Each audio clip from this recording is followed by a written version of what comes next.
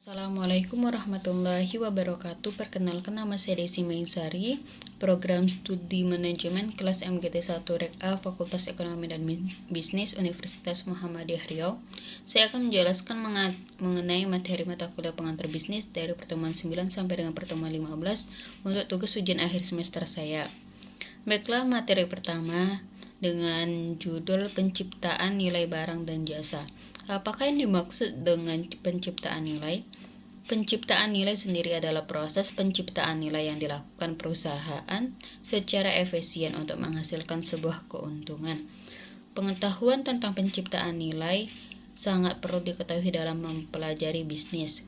Penciptaan nilai merupakan inti seluruh kegiatan yang dilakukan oleh perusahaan untuk memperoleh sebuah keuntungan.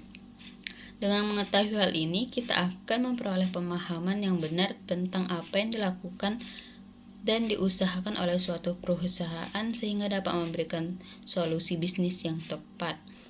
Saat membicarakan penciptaan nilai, akan melibatkan konsep tentang manfaat konsumen.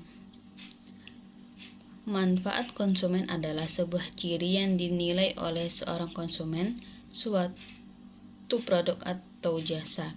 Dalam ilmu ekonomi, manfaat konsumen diartikan sebagai kemampuan maksimum pembeli untuk membayar suatu produk. Biaya, konsep lain yang terlibat adalah biaya. Biaya yaitu sebuah biaya yang timbul sebagai akibat kegiatan penyediaan produk pada konsumen. Biaya ini meliputi biaya pengembangan teknologi, bahan mentah, produk, pemasaran, penjualan, dan pengantaran produk. Biaya variabel seperti bahan mentah dapat dikaitkan langsung dengan individual produk. Sementara biaya tetap seperti biaya pengembangan situs web atau pembangunan gedung perlu disebar ke seluruh produk yang terjual melalui situs web. Nilai yang diciptakan adalah perbedaan antara manfaat yang diperoleh konsumen dari penggunaan barang dengan biaya yang timbul ketika memperoleh barang tersebut. Terkait value creation, ada dua persyaratan yang perlu dipenuhi oleh perusahaan untuk dapat berkompetisi secara sukses di pasar. Manfaat konsumen terdiri dari dua elemen, yaitu selisih antara manfaat dan biaya positif. Manfaat harus lebih tinggi dari biaya untuk memproduksi produk. Dua, nilai harus lebih tinggi daripada yang diciptakan oleh pesaing. Nilai lebih tinggi dapat diperoleh dengan cara menawarkan produk dengan harga yang sama dengan produk pesaing tetapi mempunyai manfaat lebih besar, atau dengan menekan biaya produksi sehingga produk dapat dijual lebih murah dari produk pesaing. Nilai yang diciptakan perusahaan atas suatu produk dapat ditangkap atau diperoleh baik oleh pelanggan maupun perusahaan. Nilai produk yang diperoleh perusahaan tersebut surplus production, dan yang diterima pelanggan disebut dengan surplus konsumen. Materi berikutnya yaitu etika bisnis dan tanggung jawab sosial. Etika bisnis adalah kode etik yang diterapkan dalam perusahaan untuk melakukan kegiatan bisnis. Etika bisnis ini sangat penting diterapkan dalam perusahaan agar perusahaan memiliki fondasi yang kuat dan menciptakan value yang tinggi. Dalam pengambilan sebuah keputusan untuk kepentingan usaha, hendaklah tidak merusak etika dan tanggung jawab sosial. Adapun tanggung jawab sosial perusahaan meliputi 1. Tanggung jawab sosial terhadap konsumen. Tanggung jawab ini tidak hanya sebatas pada penyediaan barang dan jasa. Perusahaan bertanggung jawab atas produksi dan penjual atau distribusi pada pelanggan, di mana produksi yang dihasilkan harus bisa membawa manfaat. 2. Tanggung jawab sosial pada karyawan.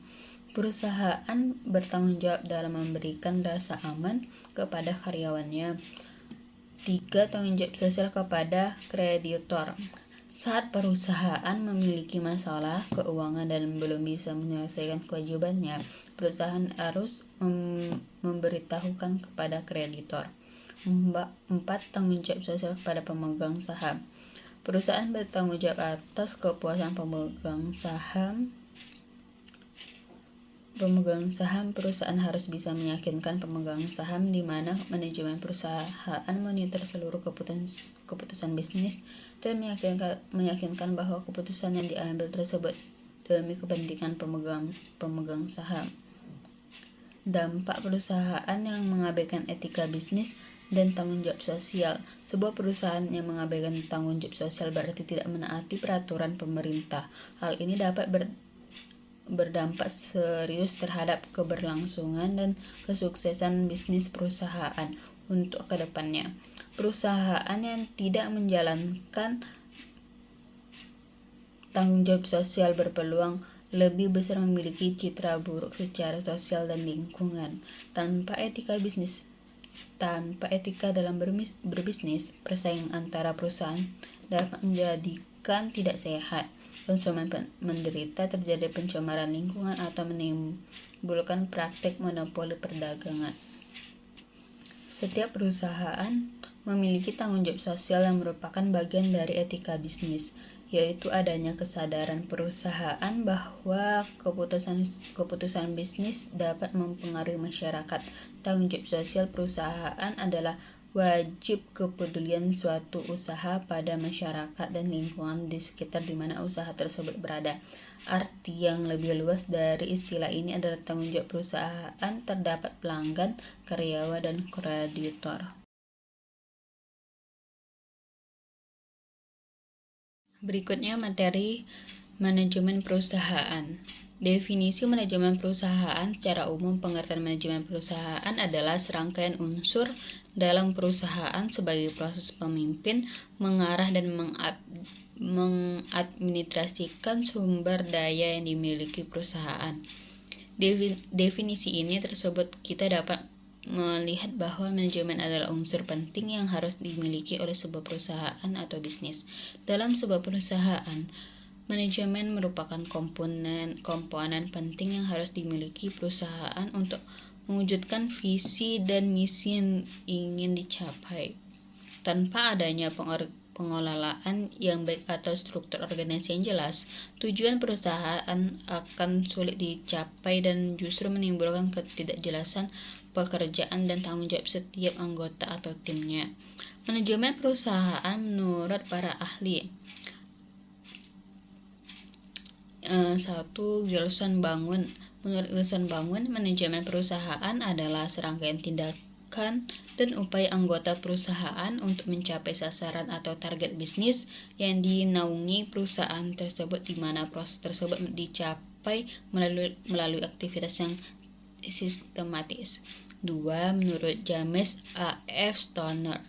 Menurut beliau, proses dalam membuat suatu perencanaan, penyusunan pengadilan, serta memimpin berbagai usaha dari anggota entitas atau organisasi dan menggunakan semua sumber daya yang dimiliki untuk mencapai tujuan yang telah ditetapkan. Fungsi manajemen perusahaan. Seberapa pentingnya manajemen di dalam sebuah perusahaan? Dari penjelasan definisi di atas, kita dapat memahami bahwa manajemen perusahaan dalam sebuah perusahaan atau pengorganisasian memiliki beberapa fungsi, yaitu 1. Memimpin. Seorang manajemen perusahaan bertindak sebagai pemimpin agar tujuan perusahaan dapat tercapai. Adapun beberapa tugas seorang manajemen dalam perusahaan, yaitu 1. Mengambil keputusan, 2. Melakukan komunikasi, 3. Memberikan motivasi, 4. Menentukan SDM untuk masuk divisi tertentu, 5. Pengembangan SDM melalui penilaian terhadap hasil kinerja dengan memberikan saran maupun promosi, 2. Merencanakan atau planning. Manajemen di dalam perusahaan berfungsi sebagai perencanaan kegiatan dan aktivitas seperti apa yang akan dilakukan oleh anggota perusahaan. Perencanaan tersebut meliputi 1. Menentukan jenis kegiatan, menentukan waktu pelaksanaan kegiatan, 3. Membuat target atau sasaran dari setiap kegiatan, 4. Mengatur jadwal, 3. Menyusun atau organizing. Komponen manajemen dapat berperan sebagai pengatur dan penghubung antara divisi pekerjaan sehingga melaksanakan setiap tanggung jawab lebih efisien dan efektif, seperti membuat desain struktur organisasi, menentukan job description, dan menseleksikan tanggung jawab. 4. Pengawasan atau controlling. Setiap kegiatan dan tanggung jawab masing-masing divisi di dalam perusahaan perlu dilakukan pengawasan guna mengendalikan jika sewaktu-waktu terjadi penyimpangan dari suatu divisi.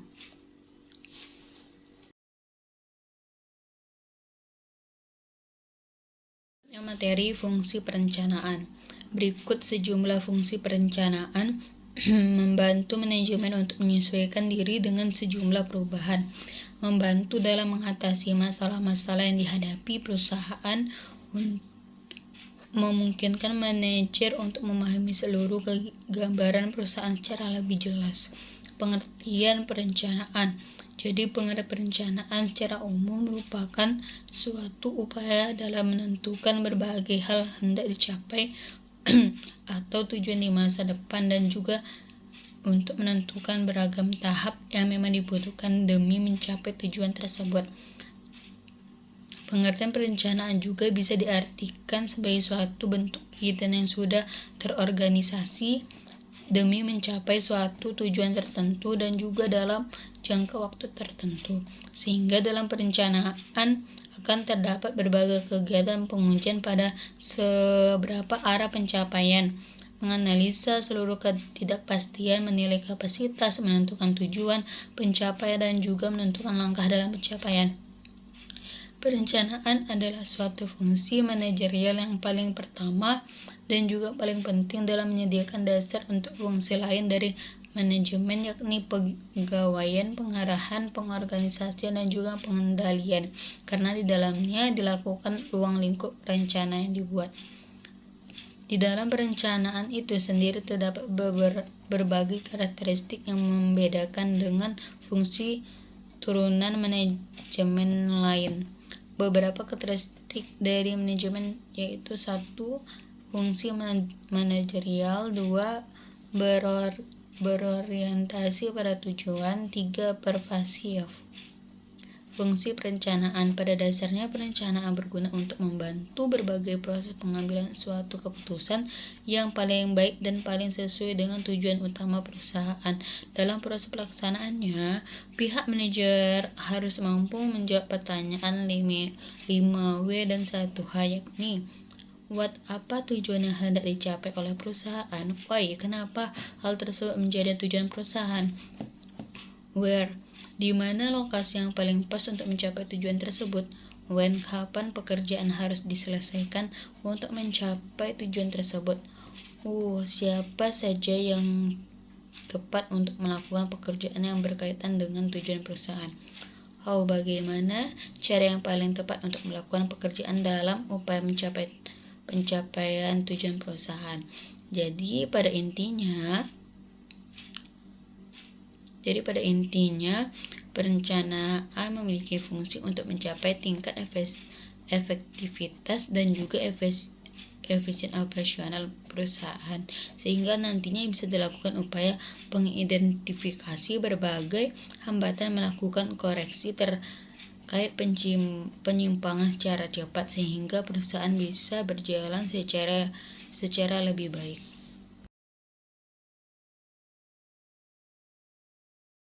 Berikut materi mengenai fungsi perorganisasian. Fungsi perorganisasian dalam manajemen adalah proses mengatur tugas, wewenang, dan tanggung jawab setiap individu dan manajemen menjadi salah satu untuk mencapai tujuan yang telah direncanakan. Fungsi perorganisasian bukan hanya mengatur orang, tetapi semua sumber daya yang dimiliki, termasuk uang, mesin, waktu, dan semuanya, tanpa terkecuali. Melalui perencanaan sumber daya manusia yang matang, efektivitas kerja juga dapat lebih ditingkatkan apabila sumber daya manusia yang ada telah sesuai dengan kebutuhan perusahaan.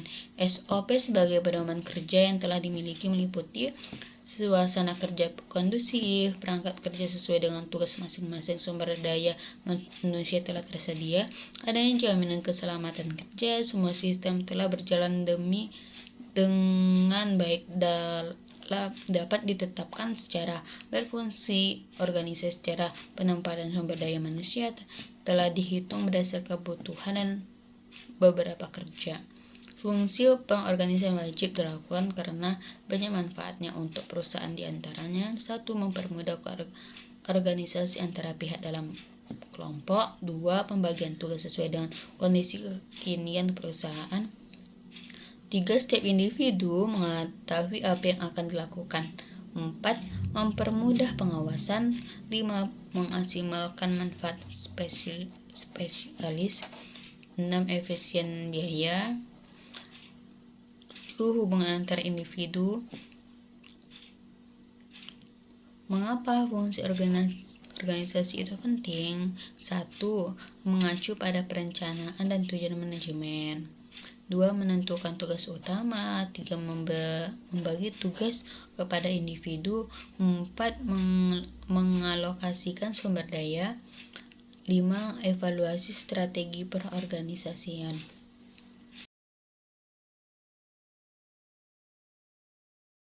Fungsi kepemimpinan. Seorang pemimpin berperan dalam menentukan setiap kebijakan sebuah organisasi. Tujuan organisasi bisa tercapai ketika seseorang pemimpin mampu menjalankan tugas fungsinya dengan baik. Oleh karena itu, setiap organisasi atau kelompok membutuhkan seorang pemimpin yang mengenai tentang fungsi kepemimpinan. Kepemimpinan merupakan kemampuan untuk mengetahui orang lain agar mau melaksanakan suatu pekerjaan yang sesuai dengan keinginan, sehingga kepemimpinan bisa dikatakan sebagai suatu kemampuan memelihara serta mempengaruhi orang lain agar tujuan yang telah ditetapkan bisa tercapai. Pemimpin berfungsi sebagai komunikator yang menentukan semua aspek di dalam semua ruang lingkup sebuah organisasi. Beberapa hal yang perlu diperhatikan dalam fungsi instruktif seperti cara mengerjakan perintah, melaksanakan dan melaporkan hasil, dan tempat mengerjakan perintah sehingga setiap keputusan dapat diwujudkan secara efektif. Adapun fungsi kepemimpinan yang paling umum diantaranya sebagai berikut. Fungsi konsultatif. Pemimpin bisa menggunakan fungsi konsultatif sebagai komunikasi dua arah. Bentuk komunikasi ini dibutuhkan secara pemimpin dalam usaha menetapkan kebijakan atau keputusan, memerlukan bahan pertimbangan dari kelompok yang dipimpinnya. 2. Fungsi partisipasi. Fungsi kepemimpinan berikut ini melibatkan anggota untuk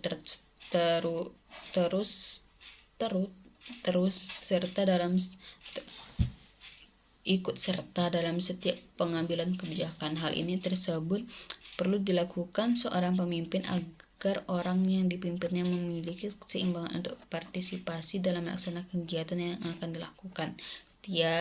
Selesai itu, fungsi partisipasi harus dijalankan supaya anggota dapat secara aktif mengikuti setiap proses yang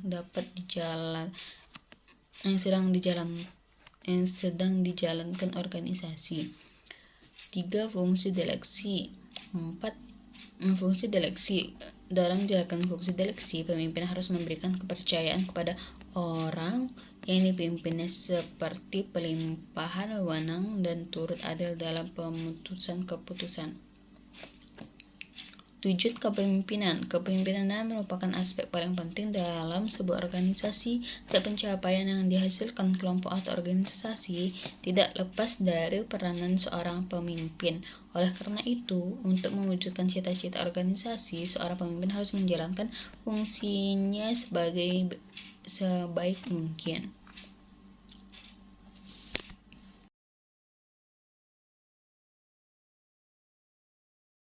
Berikut manajemen pemasaran, manajemen sumber daya manusia, manajemen keuangan.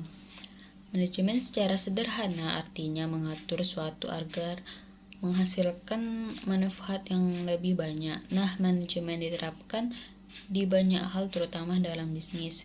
Dengan menerapkan manajemen yang baik, maka bisnis akan lebih berkembang karena setiap tindakan yang diambil akan lebih efisien dan terukur. Manajemen keuangan adalah segala kegiatan perusahaan yang berhubungan dengan cara memperoleh, menggunakan, serta pengelolaan keuangan perusahaan untuk mencapai tujuan utama perusahaan. Manajemen keuangan merupakan hal yang paling penting untuk diterapkan pada perusahaan. Hal ini karena keuangan merupakan salah satu fondasi yang kuat untuk pertumbuhan dan perkembangan perusahaan. Keuangan juga dapat dikatakan sebagai hal paling riskan dalam suatu perusahaan. Oleh karena itu, keuangan harus dikelola dengan baik oleh manajer keuangan. Tujuan manajemen keuangan: 1. Memaksimalkan keuntungan. 2. Menjaga arus kas.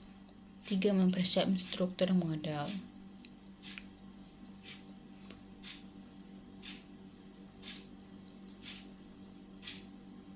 Satu hal lagi yang paling penting dalam bisnis adalah manajemen pemasaran. Manajemen pemasaran adalah sebagian sistem pemasaran produk perusahaan dilakukan agar memperoleh keuntungan sesuai target. Pengertian manajemen pemasaran menurut Philip Kotler adalah analisis perencanaan, implementasi, dan pengendalian program yang dirancang untuk menghasilkan pertukaran yang diinginkan dengan pasar sasaran untuk tujuan mencapai tujuan organisasi. Ini sangat bergantung pada perencanaan organisasi yang menawarkan dalam hal target, kebutuhan pasar, dan keinginan menggunakan harga, komunikasi, dan distribusi yang efektif untuk menginformasikan motivasi dan melayani pasar. Manajemen sumber daya manusia. Manajemen sumber daya manusia ini merupakan suatu proses mengenai berbagai masalah pada suatu ruang lingkup karyawan, pegawai, buruh, manajer, atau seluruh tenaga kerja yang menopang seluruh aktivitas dari organisasi, lembaga, atau perusahaan untuk mencapai tujuan yang telah diterapkan. Bagian yang mengurusi sumber daya manusia pada organisasi biasanya disebut dengan Departemen SDM atau HRD. Selain itu, manajemen dalam Departemen SDM juga bertanggung jawab untuk mengembangkan perusahaan dengan menerapkan seluruh nilai dan budaya perusahaan, juga memastikan bahwa perusahaan memiliki tim yang baik dan solid, dan memahami pemberdayaan karyawan. Fungsi manajemen sumber daya manusia: 1. Perencanaan planning, rekrutmen. 3. Seleksi. Baiklah, itu penjelasan mengenai pengantar bisnis yang telah saya jelaskan. Apabila ada kata yang kurang tepat dan kurang jelas, mohon dimaafkan. Wabillahi taufiq wal hidayah. Wassalamualaikum warahmatullahi wabarakatuh. Terima kasih.